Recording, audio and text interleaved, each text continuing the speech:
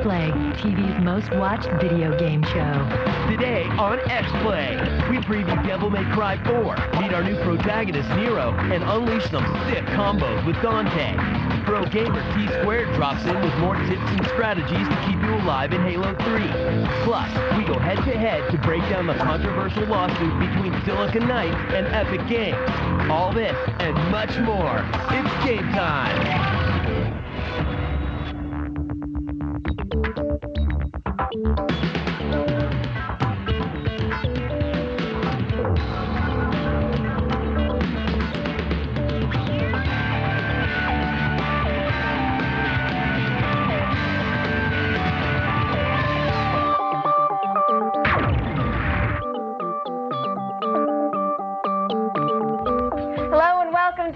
The center of the gaming universe. I'm Morgan Webb. And I'm Adam Sessler. We're coming to you from the G4 studios in Los Angeles on Tuesday, January 29th. On today's show, we will give you a reason to stop playing Sudoku and Picross when we show you our preview of Ninja Gaiden Dragon Sword for the DS. Plus, you might be able to back up your trash talk after Pro Gamer T-Squared gives you some tips on mastering Halo 3. Then we talk to the minds behind Devil May Cry 4 and preview Capcom's Demon Slayer while trying to keep our combos going. And we'll go head-to-head with our gaming colleagues to discuss the heated lawsuit over the Unreal Engine 3 and what Silicon Knights' legal action could mean for the industry. But first, let's go over to Morgan for all of today's gaming headlines in our Gaming Update.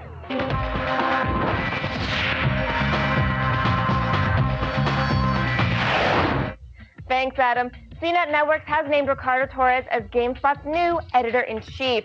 The announcement comes in the wake of the unsubstantiated internet controversy regarding the site's review for Kane and Lynch Dead Men and the departure of industry veteran and former co-editorial director Jeff Gertzman. Former site lead Greg Kasavin left the site last January, leaving GameSpot without an official editor-in-chief throughout 2007 and into 2008.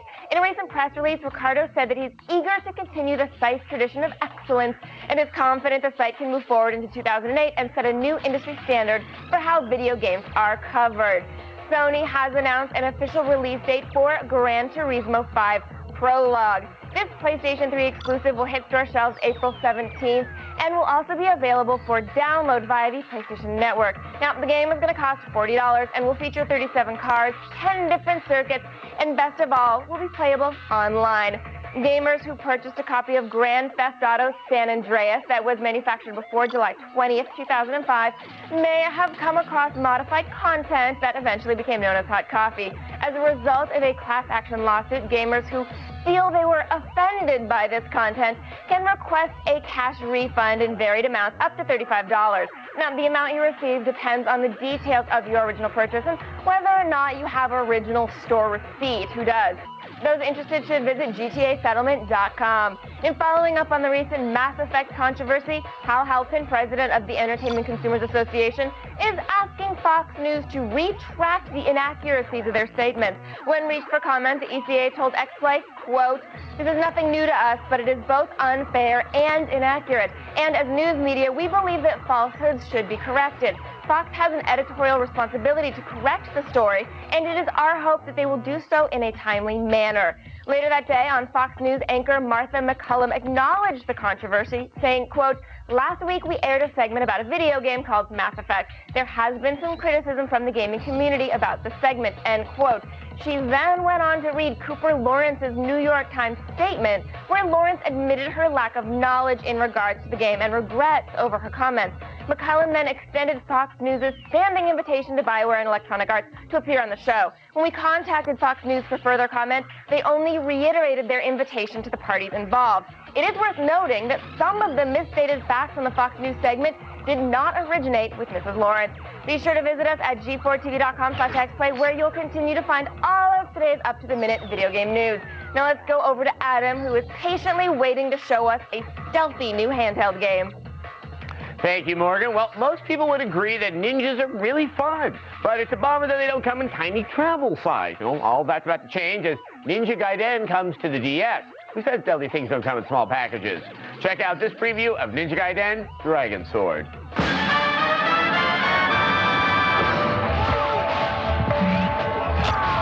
Nice move.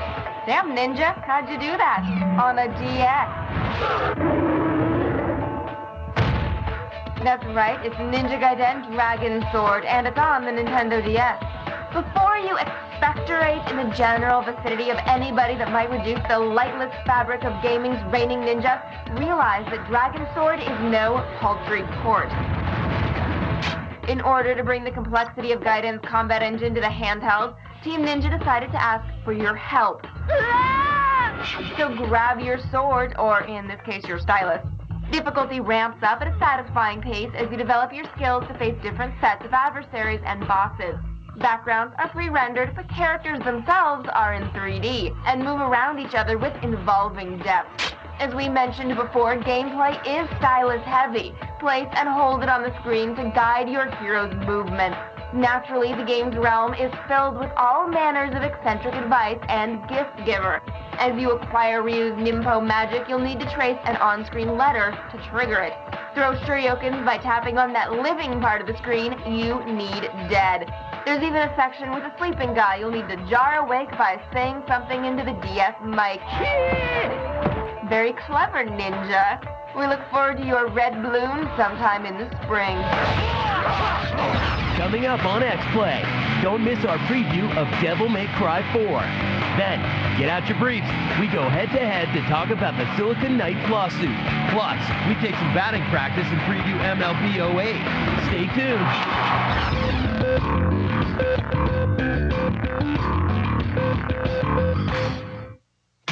Advanced Wars. G4 is like a clan of plasma pixies who satisfy your every entertainment indulgence. You know, kinda.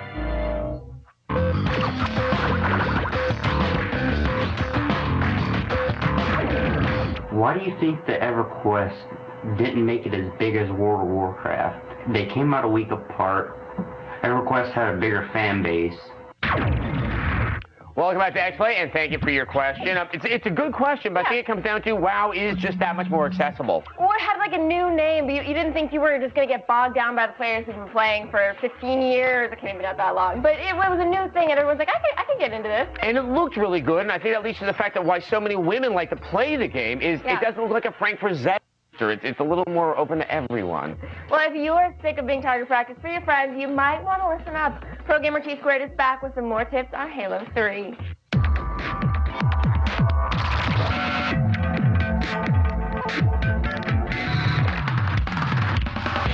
What's up? This is Tom Taylor. But you may know me as T Squared. I'm a member of the MLG Pro team, Straight Rippin'. I have the Halo 3 tip that'll have you fragging like a pro. In Halo 3, exploring the map is imperative. You gotta find new jumps, new hiding spots. I got a couple for Guardian right now. This spot here is useful for anyone that's coming up on you on long ramp. On this jump right here, you're wedging yourself inside of the room. It's hard to master, but the reward is huge. Wait for him to run past you and give him the beat down. Killjoy. This next jump is when you're top center. Wait for the person to come around blue, jump off the map, land on this ledge. It's gonna look like you fell off, but instead he's getting the beat down again. Killing spree. This next jump is one of the hardest in Halo 3. You're gonna start blue 1 and end up blue 2. How you do this jump is line yourself up with a tree. You're gonna jump, wedge yourself into the tree, and then get onto the ramp to the right, and come behind the enemy. He's never gonna know what hit him. This is one of my favorite jumps. You're gonna start on long ramp, going to snipe 1. The guy's running bottom center, and he's never gonna know I came behind him. Once again, upping my teabag count. All these jumps take practice, practice, practice. They're not just gonna come to you. You'll be a sneaky McSneakerson in no time.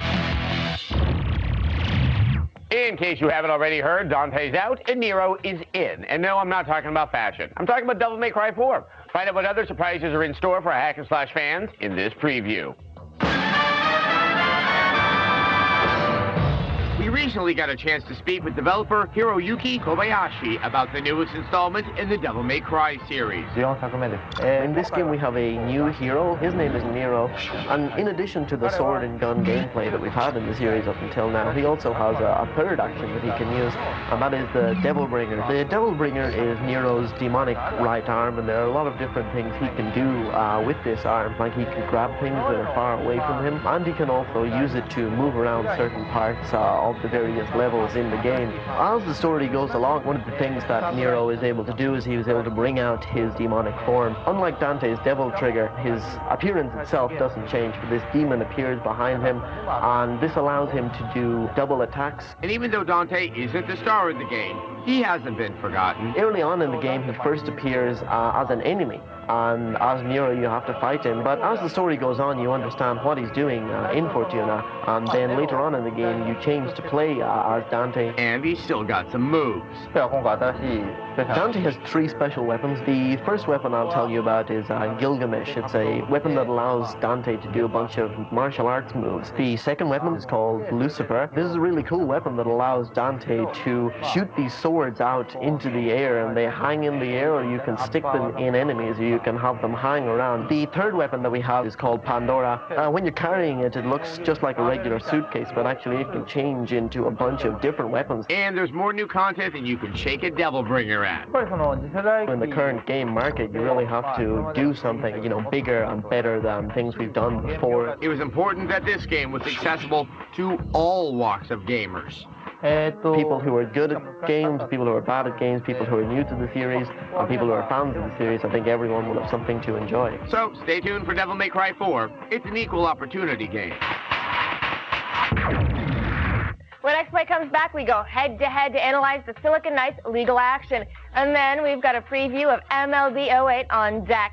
But first, let's take a look at who dominates defense in Pixel Junk Monsters. Here are the players with the best score on Shortcut in today's leaderboard.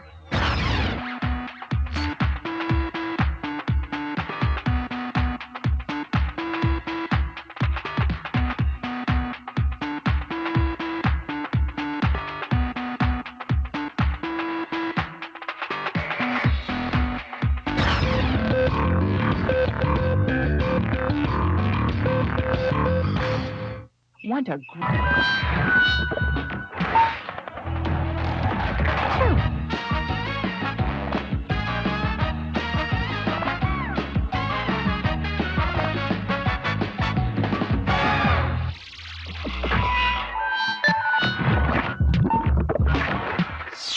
I'm here.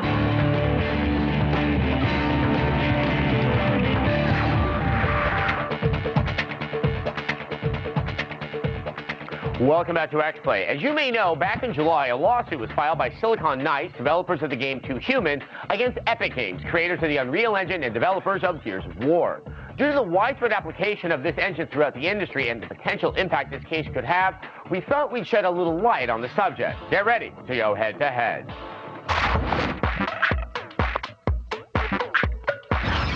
My guests tonight are Editor-in-Chief for IGN Xbox, Hillary Goldstein.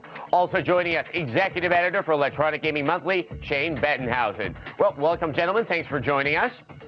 So, Shane, let's just start off with you. Would you mind kind of giving a small breakdown of the various reasons behind the initial lawsuit from Silicon Knights against Epic Games?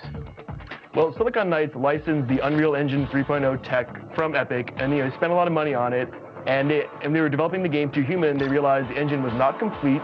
It impacted the delay of the game. The game was delayed, so now they're suing to recoup their losses and try to make right on this problem. Now, Hillary, there was a countersuit filed by Epic Games against Silicon Knights right following the initial lawsuit. What are the details behind that particular action? Well, from what we understand of this lawsuit from Epic is basically that Silicon Knights decided that they were going to kind of build their own engine after the failures with the Unreal Engine. And so Epic is basically saying that Silicon Knights has not paid them properly and that the Silicon Knights engine itself uses too many parts of the Unreal 3 engine, which is kind of part of what is happening with a new part of the suit that just came in yesterday, where Silicon Knights is trying to keep Epic from actually being able to look at their source code to make certain that there aren't too many parts of the Unreal 3 engine being used now for 2 Human. All right, now we started moving to the world of esoteria right there. We use the word engine so much, but what is it exactly that the Unreal 3 engine is and what it offers to these people that license it out? Shane? Well, I mean, it's kind of hard to explain, but it's the basic framework for building a game. Everything from the graphics you're seeing to the environments to the characters. It's basically a set of tools that easily allows a developer to create a good-looking game. I mean, we've seen a lot of games come out using the Unreal Engine, but you haven't seen games that look as good as the games that Epic makes. And that's kind of what Silicon Knights is getting at here, that they think that Epic has like, a special relationship with their own engine that no one else can make games of that quality with. Now, Hillary, also I think an element of the Unreal Engine is that it's not just like one big chunk that everyone gets that you plug in. It is something that obviously other developers get to play with. Do you have a better understanding of how that aspect of it works? No, I don't, because the only thing I'm able to develop is strange rashes on my body. But what I do know is that it is a multi-purpose tool set, and that kind of what we understand is that you actually can license different parts of the tools, because in part of this suit we found out that Silicon Knights actually paid $750,000 to license the Unreal Engine. Back to what Shane said, though, I would actually say that one of the reasons why Epic is probably good at using the Gears of War is because, a game like Gears of War or Unreal Tournament is because they know that engine better than anybody else ever will. They know how to use that tool set. They know how to maximize it, whereas, everybody else is just sort of renting it out. Obviously, it's not just Silicon Knights that's using the Unreal Engine. So many companies and developers out there are using Unreal technology. Why is it so appealing, and why does everyone seem to want to keep on going back and use it? Shane? Well, it was one of the best looking graphic sets we saw a few years ago. It was easy to use, it was affordable, it seemed like a good solution for next-gen development that would allow developers, especially with multi-platform development, to create good-looking games. But that's part of the problem, and the part of this lawsuit is the PlayStation 3 version of this engine, which Silicon Knights also licensed, was not complete. And so far, only one game has shipped, and that's Midway's Unreal Tournament 3, that uses this engine, and a lot of games have been canceled because Silicon Knights was unable to finish that engine, and that's a big part of this lawsuit as well. And then one last question, Hillary. Right now, do you see this as any type of threat to other companies that are using the Unreal technology, the fact that this lawsuit might somehow slow their development cycle? We know that there have been a few subpoenas that have gone out to other developers that are asking, who have used licensed the Unreal Engine, asking to see their code, talk about them about this experience. So we know that it probably is going to take some time, because you're going to have to go into court, give a deposition. When we talk about source code, we're talking about the actual building pieces for your game, and people are very protective of those kind of things because they are easy for other programmers to rip those things off. So I do think it could maybe slow some people down, but honestly, I don't think this is going to have a major impact on the industry. We really hope it doesn't. Guys, thank you so much, but that is all the time that we have. Hillary and Shane, thank you again for joining us. And stay right there. X-Play will be back right after this. Up next on X-Play, grab your HGH and an asterisk for the record books. We've got a preview of MLB 08 on the way. Don't move.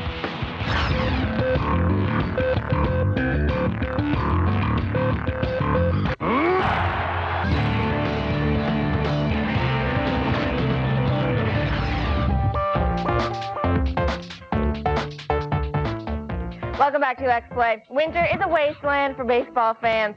If you miss the crack of the bat, smell of fresh-cut grass, and the needle tracks on your favorite player's arm, there's only one thing to do. Pick up a video game like this one. Here's our preview of MLB 08.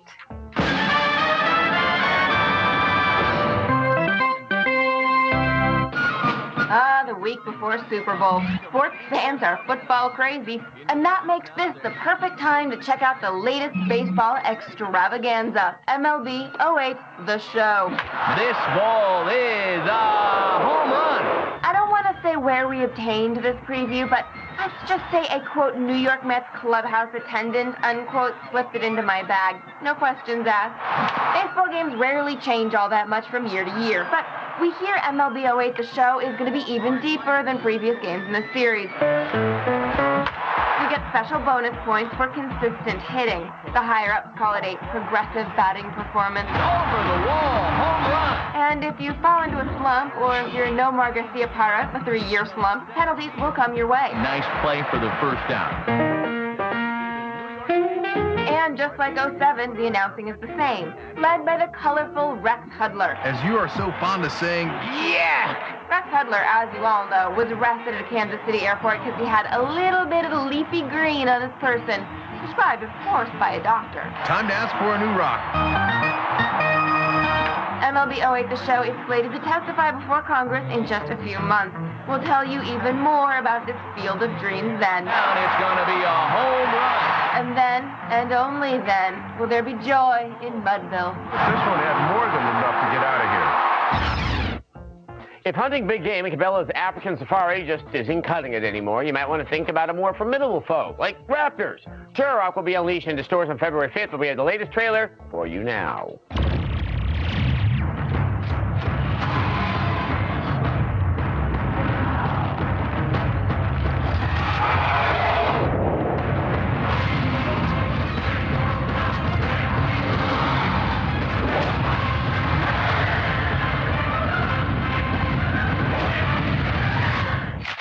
Bring it.